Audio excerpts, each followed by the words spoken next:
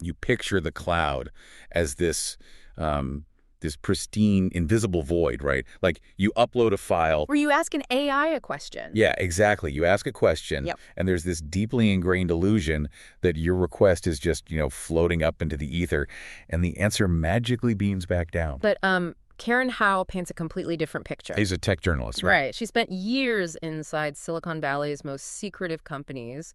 And in a massive new interview on the Diary of a CEO show discussing her book, Empire of AI, she reveals that the AI cloud isn't ethereal at all. Not even a little bit. No, I mean, it is actually made of thousands of tons of concrete, burning methane gas, and a staggering amount of underpaid human sweat. Which is exactly our mission for today's deep dive. Yeah. We are cutting through the extreme narratives we're constantly bombarded with. The ones insisting AI is either an absolute utopia that will solve all our problems tomorrow, Or a doomsday scenario that's going to end the world by Friday. right? Instead, we're going to look at the actual mechanics, the business strategies, and the physical realities operating behind your screen. And to you listening right now, whether you are enthusiastically plugging AI into your daily workflow to save a few hours, or, you're feeling a deep sense of whiplash from the constant news of job displacements and billion-dollar supercomputers, this is designed to give you the ground truth. It's so needed right now. Okay, let's unpack this, because to understand where this industry is bulldozing toward, we first have to understand how they define their ultimate goal. And strangely enough, they really don't have one. They don't. The ambiguity is actually foundational to the entire field. The source traces this back to a highly specific moment, 1956 at Dartmouth University. Wait, 1956, that long ago? Yeah, 1956. An assistant professor named John McCarthy needed a catchy name for a summer research project he was organizing. So he coined the term artificial intelligence just to secure some funding. Wow. But he did it without having any scientific consensus on what human intelligence actually is. That blows my mind. I mean, we are 70 years later, and psychology, biology, neurology, they still don't have a unified, agreed-upon definition of human intelligence. Yeah. Yet the tech industry took McCarthy's marketing term and built a multi-trillion-dollar infrastructure on top of it. It's wild. It forces you to look at the underlying assumption driving today's AI boom. The leading paradigm right now, championed by figures like Geoffrey Hinton and Ilya Sutskever, is the statistical engine hypothesis. Okay, break that down for me. They operate on the belief that the human brain is fundamentally just a statistical engine. Therefore, their logic dictates that if you just scale up the data lake, feed a computer the entire internet, and give it enough computing power, it will inherently cross a threshold into actual intelligence. But wait, neuroscientists must push back on that, right? Because a brain isn't just a prediction machine.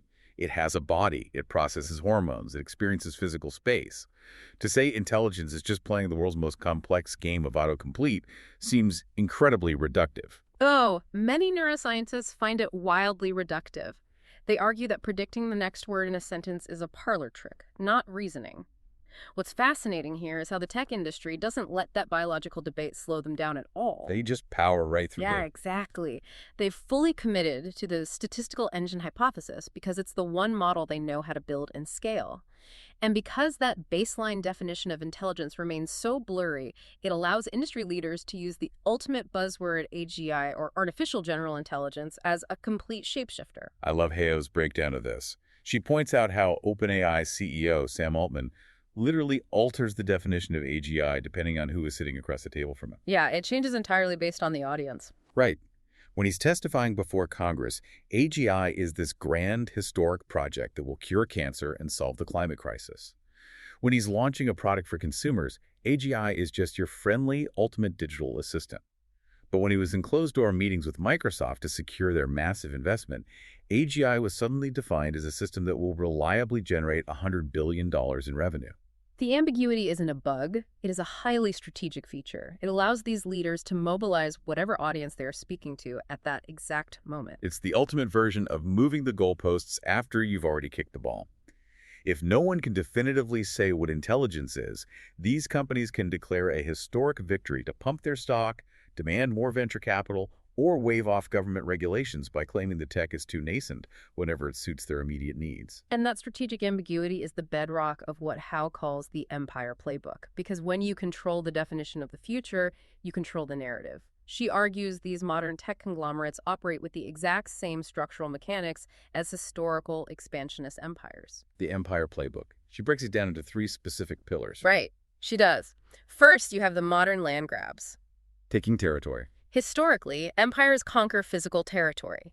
Today, they conquer digital territory by aggressively scraping the intellectual property of artists, writers, and journalists to train their models without permission or compensation. Just taking it all. Right. Second is the exploitation of a new underclass of labor, which we'll dissect in a minute. And third is the ruthless monopolization of knowledge. Let's focus on that third pillar because the mechanism of how they control knowledge is alarming. It is. These companies bankroll the vast majority of academic AI researchers. By holding the purse strings, they subtly dictate the global research agenda.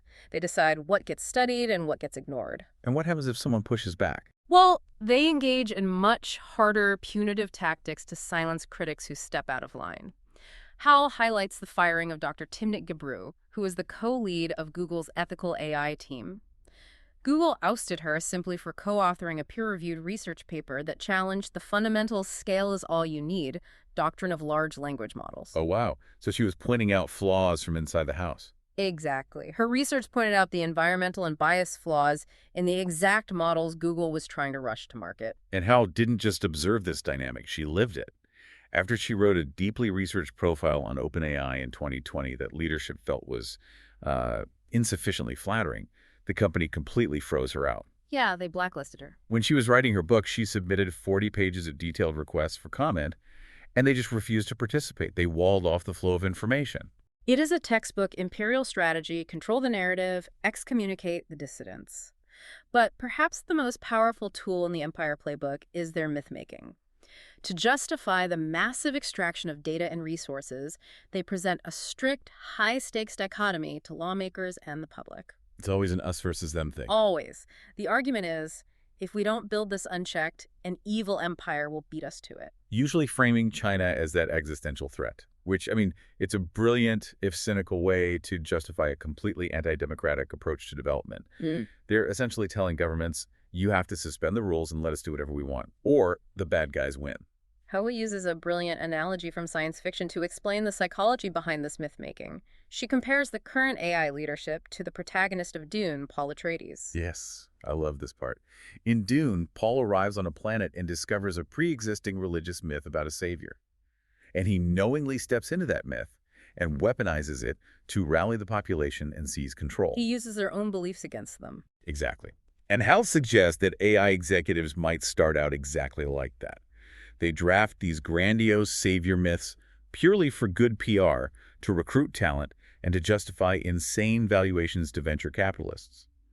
But over time, surrounded by yes-men and drowning in their own press clippings, cognitive dissonance sets in. They start drinking their own Kool-Aid. They actually start to believe their own planted myths. They genuinely begin to view themselves as the singular saviors of humanity. It highlights a terrifying fragility.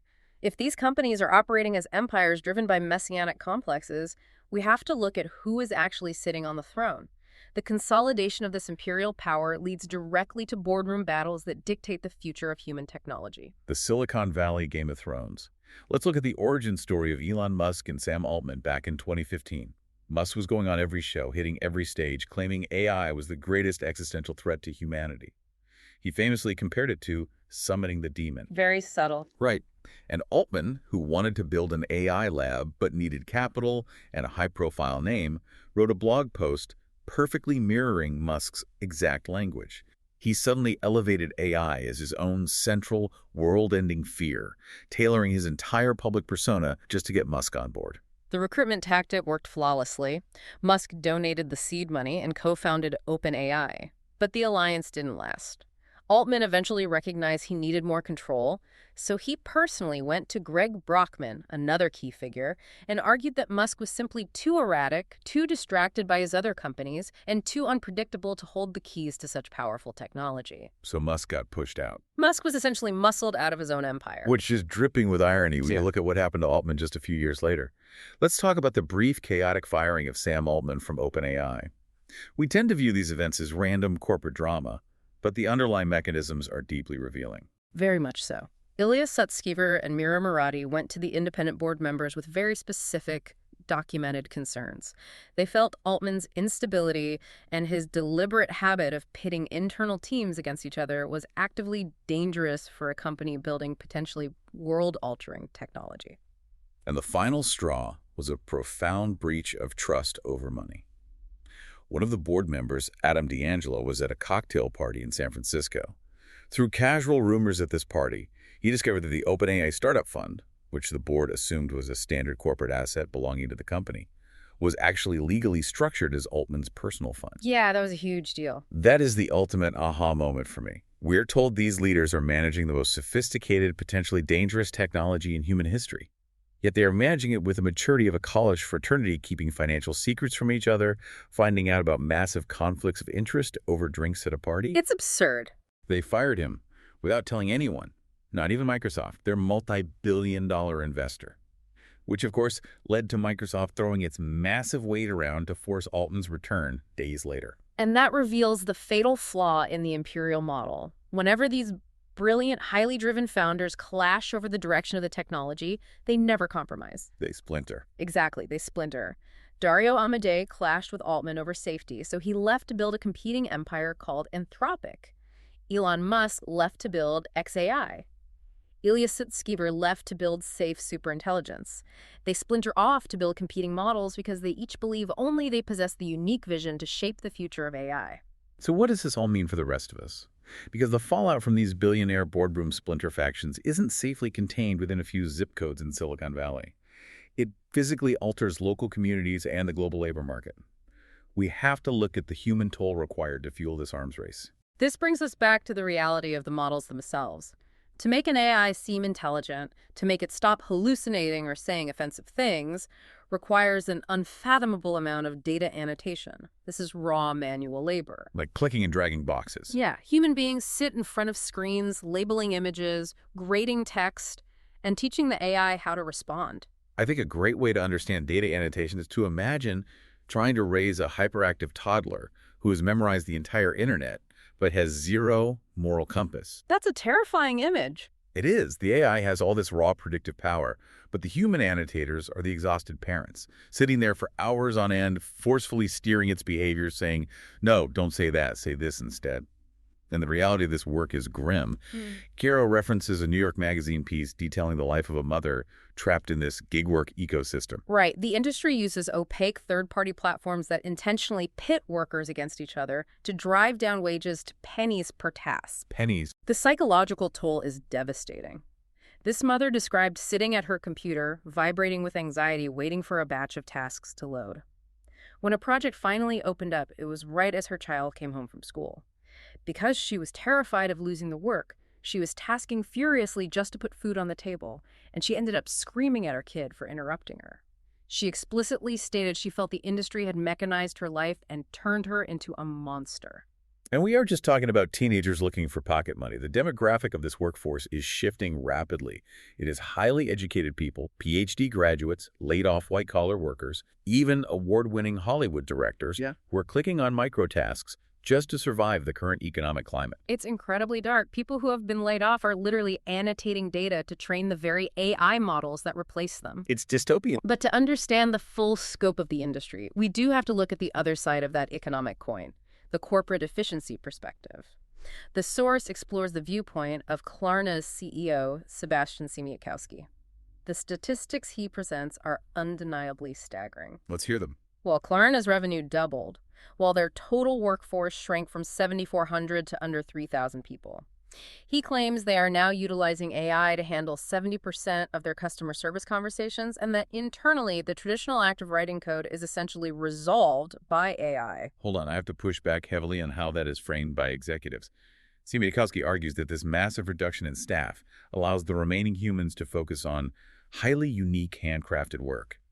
But does anyone actually believe that? It's a tough sell. Right. Are we supposed to buy that the 4,000 people Klarna no longer employs all magically transitioned into doing bespoke artisanal labor? Or are they the ones now forced into the exact gig work data annotation pipeline we just talked about? Yeah. It sounds like incredible corporate efficiency built on the back of a devalued, invisible labor force. It is a profound shift in how value is distributed. The efficiency gains at the top are clear, but the floor for everyone else is falling out. And if we connect this to the bigger picture, that extraction extends far beyond human labor. It is heavily environmental.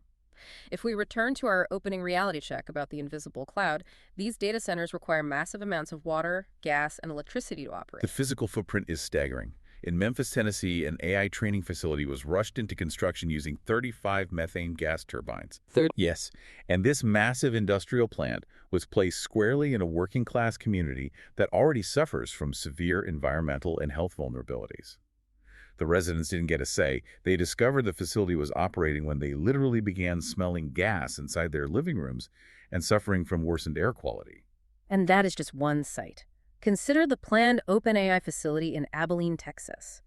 When that data center is fully operational, it is projected to consume more than a gigawatt of power. A gigawatt. To put that abstract number into perspective, that is the equivalent of 20% of the power demand of the entire city of New York, just for one single data center. It strips away the magic entirely. It's not invisible air. It's physical infrastructure draining local resources to power a statistical engine. This raises an important question. Given this massive environmental extraction and the human cost of data annotation, do we have to abandon AI entirely, or is there a fundamentally different way to build this technology? Hao argues we don't have to abandon it, but we have to completely change the architecture. She introduces a fantastic clarifying analogy: bicycles versus rockets. Right now, the Empire playbook is entirely focused on building rockets. Massive, large language models that try to do everything for everyone. Writing poetry, coding, planning vacations. Those are rockets. And they take an immense amount of fuel. Exactly. But you don't use a multi-million-dollar rocket to go down the street to the grocery store.